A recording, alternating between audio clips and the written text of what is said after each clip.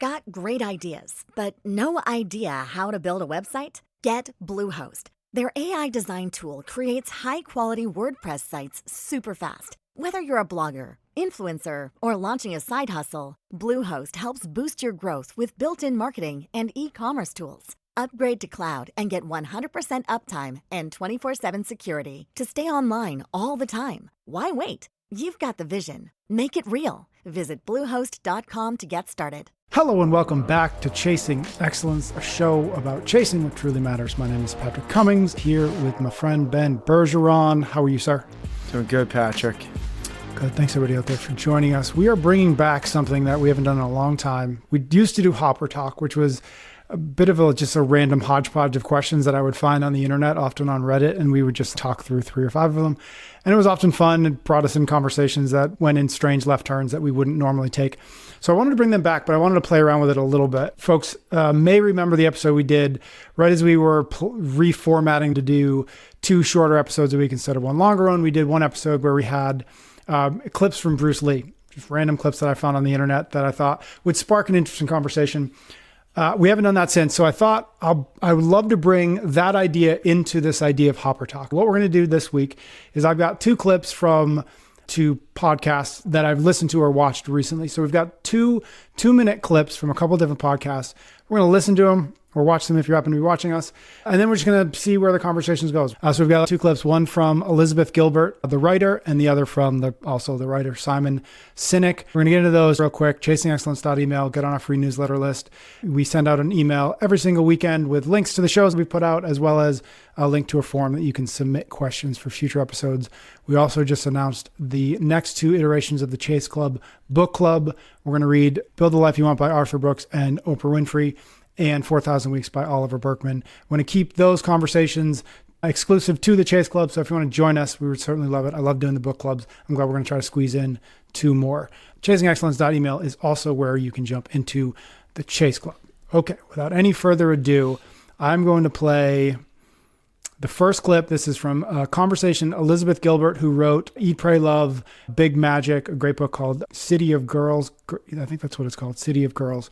And this is a part of her 2-minute clip from a conversation she had recently with Tim Ferriss on the Tim Ferriss podcast. There's a story that I'm so moved and disturbed by. So Sharon Salzberg, do you know Sharon Salzberg, the meditation teacher? Mm-hmm. So she met the Dalai Lama, and she's written about this. She met the Dalai Lama on his first visit to the West.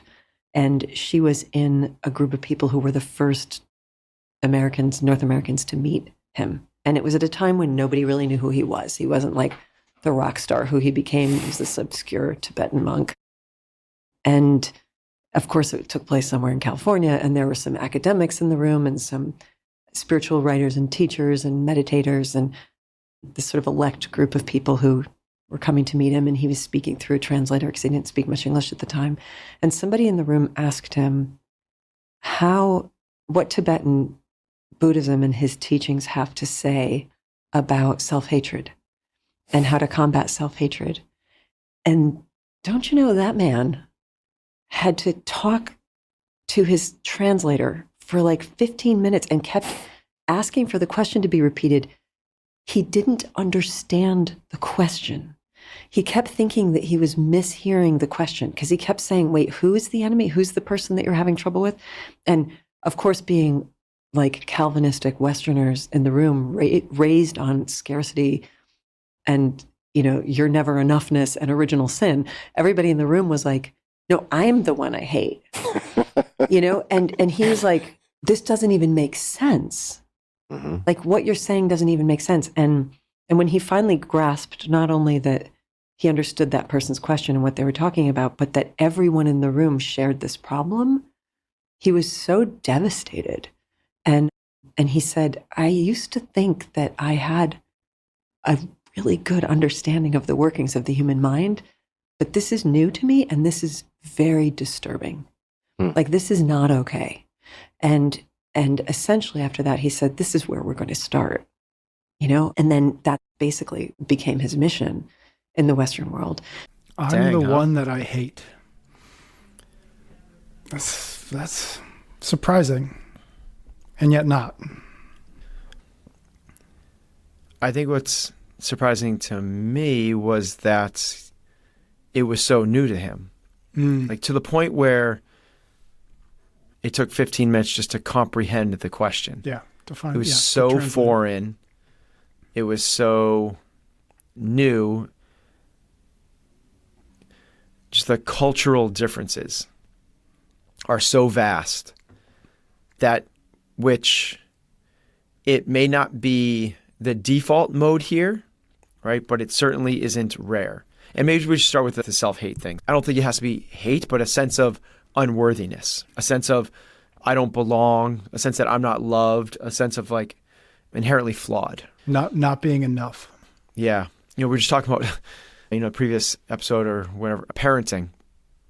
And you got to think that this is where most of this stems from. I think it stems from it could stem from a number of different places, but early childhood, home experiences, trauma would be the number one thing that leads to, if parents are overly critical, if they are constantly judging the child, that's going to become their own inner voice.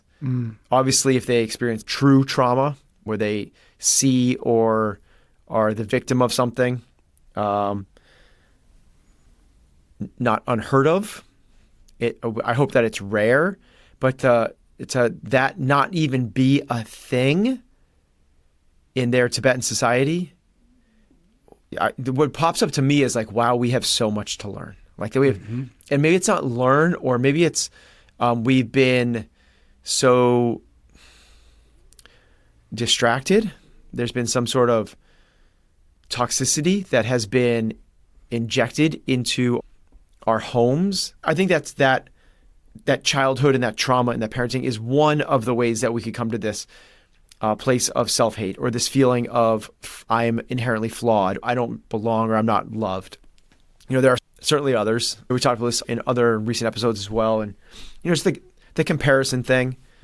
If you're constantly judging yourself against other people's incredible achievements, you again think that, well, man, I don't belong. I'm not good. I'm just not good enough. I can't do this. And that leads to, why aren't you good? And you become self-hating. And it's just like, it's against these unrealistic ideals that don't truly exist. In Tibetan culture, they don't reward, they don't acknowledge, they don't revere things the way we do, whether it's monetary achievement, fame, celebrity, which are by definition incredibly rare. But yet we see it everywhere now. So we go, well, I can't do that. I don't look as good as her. I haven't achieved as much as him. And we beat ourselves up for that. Maybe that's another way for like it's because self-hate is probably extreme, but we beat ourselves up. I think a lot of us could relate to that. Another word for that is probably just like a little bit of victim mentality. Why is this happening to me? Maybe it's their fault, but dang it, I don't like this about me. Where else could this come from? Experiencing failures or rejection over and over again, instead of taking the competitive mindset or the realistic approach. If you have a pessimistic or victim mindset, you're going to start to beat yourself up a lot instead of learning and growing from those experiences. It becomes a self-fulfilling prophecy, a frequency illusion, a confirmation bias. See, I suck. See, I can't do anything. Maybe the other one that pops up is perfectionism, where we're striving for this perfect ideal state and we constantly come up against it. It's the gap in the gain thing that we talked about recently. If you're constantly living in there, you're like, well, I'm never going to get there. But it's a constantly moving horizon. Like you're not supposed to get there. When you're 16, you have this picture of what you want your life to look like. And then by the time you're 26, that's moved. It's gone even farther. By the time you're 46, it's moved again. In business, we call it the 3-year picture. In the 3-year picture, you rewrite every year. You never, ever, ever get there. You're constantly moving the yardstick, but just to create a vision. So we're all rowing in the same direction. But if you don't realize that, you are constantly living in this gap, and you could beat yourself up a lot. You could feel like you're unworthy. You could feel like you're not as good as everybody else, which to me like goes like, I relate to all those things I just said. Like all those things like hit home for me. All of those things that I just listed, like I can relate to those things. And to imagine an entire society, an entire culture that pretty much is void of those things to the point where you don't have any sense of, I mean, essentially it's like insecurities. Like I have an insecurity that I'm not good enough. That's what blows me away is not so much that we have those things, is that there's a real place on planet Earth with human beings that don't have that. Don't. Yeah. And it's like, oh my God, those are all social. Those are all cultural. Those are not part of the default human state. Yeah. Whoa. I think about, we just mentioned the book we're reading inside the book club, Build the Life You Want by Arthur Brooks. And there's a sentence that if I could highlight it 6 times, I would have. But it was, unhappy people make great consumers. And I think about that with what you're saying, because I think we, yes, there is the parental influence of us as young people, not being good enough. You're not getting good enough grades. You're not good enough at soccer. You're not going to get into that school unless you X, Y, Z.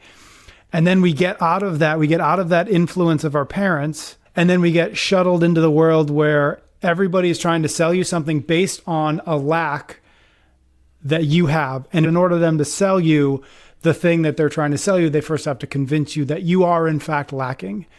And so we grow up in a place where we're getting all of this judgment put upon us. And then we become adults and enter into an even bigger society that is quite literally built around convincing you that you are lacking a thing and that you can buy it and that would satisfy you, which of course is so very rarely the case. We have just been so ingrained in more efficiency, more production, more growth, more product, more buying, consumption. And when you start to go, okay, how much has this influenced not just the economy, not just the American dream, but there's more out there. And if you're not grinding, if you're not getting it, you're insufficient. You are not doing everything that you should be doing. And so you should not be happy with yourself, with your life. Go and do and create more. When they do happiness studies on countries, I believe Mexico is one of the happiest countries in the world. And there's 3 or 4 countries, like third world countries in Africa that are in the top 10.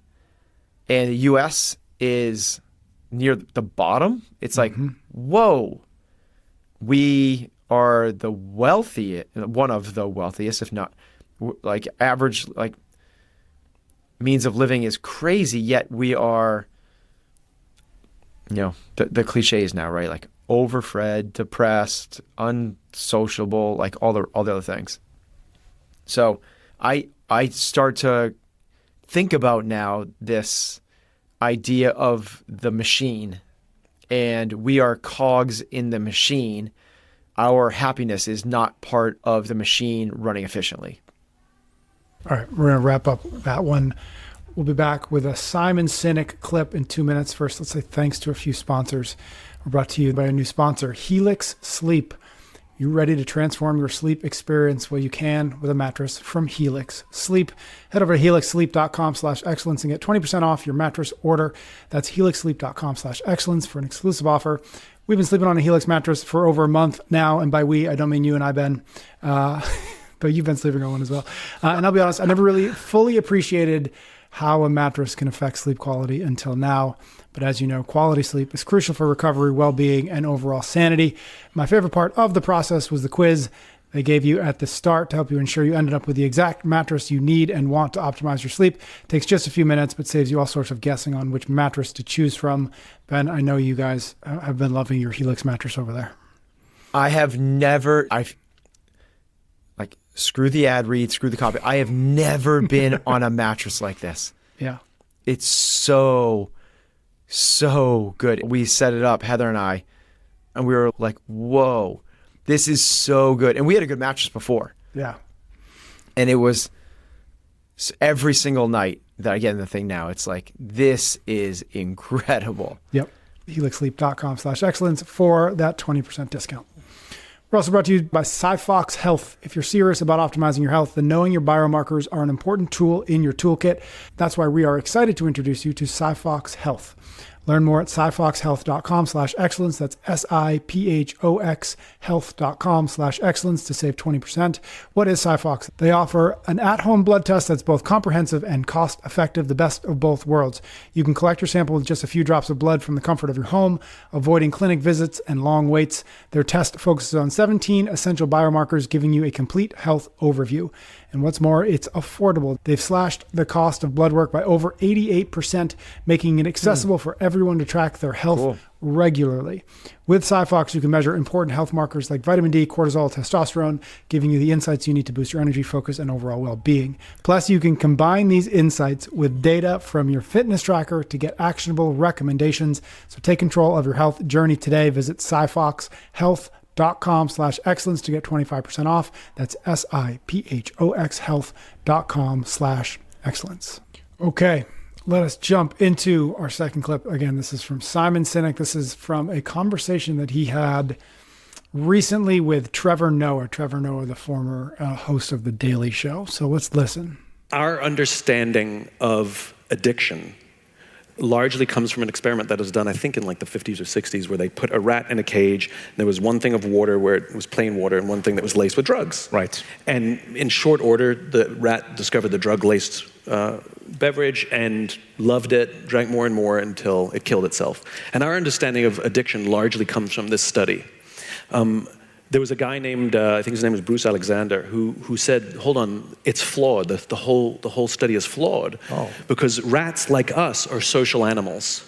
And we put a rat by itself in solitude. Of course it became an addict.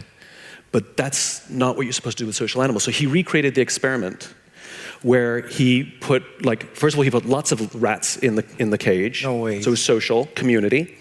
They put wheels and mazes, and they were having kids and babies, and two waters, a plain water and the drug-laced water. And they could see from the data, they knew which ones, and they all tried enough of the drug-laced water to get addicted. Right. But they didn't. Their taking in of the water declined, and they only drank the plain water, which starts to give evidence that if we have close friendships and if we live in community, perhaps we're less susceptible to all addiction.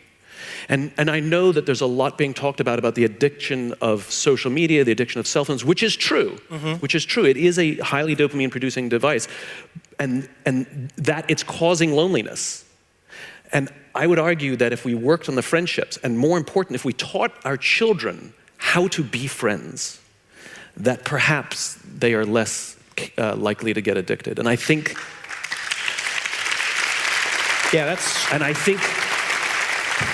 so when you talk about what's the global responsibility, we're teaching people how to do everything. We're finding the hacks for everything. The one thing we aren't doing is the old-fashioned, hard, slow thing of making friends. You and I mean, obviously we've got one of our 5 factors is connect. Of course, connect with ourselves, connect with each other, and connect with nature. It's admittedly the thing that you and I, when we have these conversations, both admit to being not particularly good at, this connect with others thing. I don't think we're alone in that. We had a conversation recently about parents under stress, and some 60 to 70% of parents and 50% of adults claim that loneliness is at least part of their life. And so that's the first thing that pops out to me in this is his point one, that we've got coaching for everything, but we don't particularly have coaching for how to be a good friend. We don't know how to do that. We think that it's one of those things that in some strange way, it's kind of like running or breathing. Oh, we know how to do that because it's just natural. I know how to run, except when you find somebody who can actually coach you on how to run, you realize I was running like an idiot. And it feels like friendship is similar. Of course, I know how to be a friend to somebody. And then if somebody comes in and says, yeah, but do you do this and this? And I notice you were doing that. You realize I have no idea how to be a good friend. I don't actually know what that means or what that looks like or how to do it better. I heard Simon Sinek talk about a great example of friendship. Did you catch that? Go ahead. I think I know what you mean. It was Michael. It was the guy from 11 Madison Park. Mm-hmm. Wrote Unreasonable Hospitality. Will Guidara is the guy's name, I think. Mm-hmm. And he's like, he is a phenomenal friend. To exemplify what that looks like, one of his friends recently lost someone very close. I can't remember if it was a mother, a spouse, or something like that.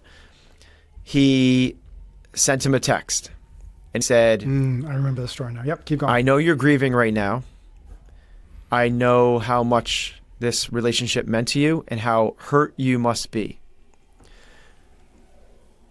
I don't want to take up any of your time, but if you want to talk, I will call you tomorrow morning at 9:30 in the morning. If you don't feel like talking, just don't answer. And I'll do that until you tell me not to. And if you don't feel like talking, I won't take it personally at all. I understand that this must be tough for you. And then he proceeded to call him the next morning at 9:30 and didn't answer. The next morning at 9:30. And after 4, 5, 6 days, he picked up and he has since continued to call him. He's extremely busy, runs the most successful or the best restaurant in the world, written books and amongst a ton of other things, has carved out a time at 9:30 in his morning every single day to call this friend and has not stopped. It's been going on for a year plus now. He shared that as an example of that is what it looks like. What it looks like. Yeah. I am and here I do for believe you. that's part of that conversation. But I believe that is what friendship is. Friendship is an expression of love. And love is when you do something for someone else, not looking for anything in return. I think that's as good a definition as I can find for it. And to your point, to Simon Sinek's point, there is no one teaching anyone how to do that for other people.